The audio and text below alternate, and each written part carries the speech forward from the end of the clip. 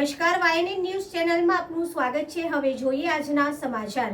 દાદા કી સેના ગ્રુપ દ્વારા 31 ડિસેમ્બરને લઈને વ્યસન કરી આજના નવયુવાનો નવા વર્ષની ઉજવણી કરતા હોય છે, જે મુદ્દાને લઈને આવેદનપત્ર કલેક્ટર કચેરીએ સુપ્રત કરવામાં આવ્યું।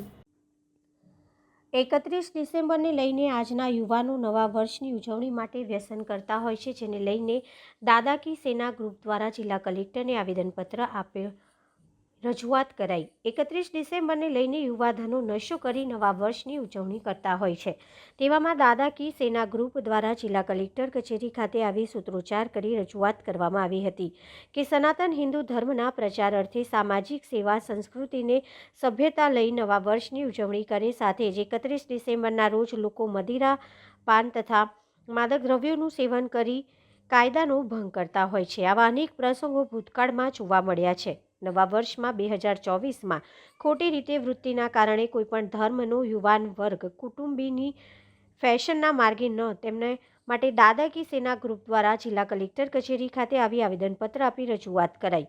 દાદા કી સેના ગ્રુપ દ્વારા આજે ગુજરાતમાં તમામ જિલ્લા કલેક્ટર કચેરી ખાતે આયોજનપત્ર આપવામાં આવ્યું છે કે 31 ડિસેમ્બર 2023ના રોજ જાહેર સ્થળો પર કડક બંદોબસ્ત મૂકી કાયદાનો ભંગ ન થાય અને કાયદાની જાળવણી થાય તે માટે રજૂઆત કરવામાં આવી છે।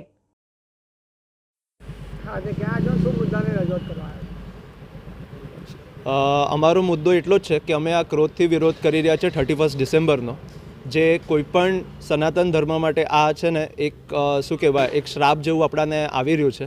અને આ કોઈપણ ધર્મનો ફેસ્ટિવલ નથી, આ એક ખાલી મજા કરવા માટેનું એક સાધન આ લોકોએ દિવસ લઈ લીધેલો છે કે 31 એટલે આપણે સેલિબ્રેટ કરવાનો, અને આમાં ખાલી દારૂ, ડ્રગ્સ બધું એ સેવન કરવામાં આવે છે, જેના માટે અમે આનો ક્રોધથી વિરોધ કરીએ છીએ। અને અમે ગવર્મેન્ટને એક એના માટે આવેદન કરી રહ્યા છે કે જે કોઈ પણ આવા સંદર્ભમાં ઝડપાય છે, આ યંગ છોકરાઓ હોય કે કોઈ પણ હોય, એને કડકથી કડક એમની સજા આપવામાં આવે અને આનો એક આપણે એક્ઝામ્પલ સેટ કરીએ જેથી આવનારી દિવસોમાં કોઈ પણ આ જાતનું સેવન કરીને ખોટી રીતે આપણા જે છોકરાઓ છે ને એ લોકોની હેલ્થ સાથે કોઈ પણ રીતે ચાળા ના થાય।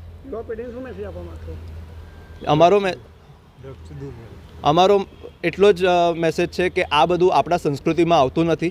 તમને જો નશો કરવો હોય તો સંસ્કારોનો કરો, ધર્મ ન કરો, એમાં તમને બહુ જ ફાયદો મળશે। એમાં કોઈ પણ જાતની તમને આડઅસર નહીં આવે, તમારી તબિયત પર પણ કોઈ જાતની આડઅસર નહીં આવે। એટલે અમારા જે ગુરુ છે વિશ્વવંદનીય પરમ પૂજ્ય શ્રી છોટે દાદા, એમની આગેવાની હેઠળ નવનાથધામ બિલ્લીમોરાના એમની આગેવાની હેઠળ દાદા કી સેનાના અમે સભ્યો છે। અમે લોકો આ જ એક કેમ્પેનને આવેદનપત્ર આપી રહ્યા છે। આ ખાલી વડોદરામાં જ નહીં તો તાપી, વલસાડ, બિલ્લીમોરા, સુરત બધે જ અમે પૂતળા દહન કરીને પણ આનો એક ક્રોધથી વિરોધ કરી રહ્યા છે।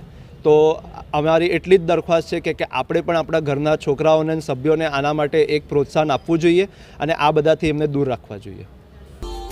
Subscribe now and press the bell icon. Never miss an update.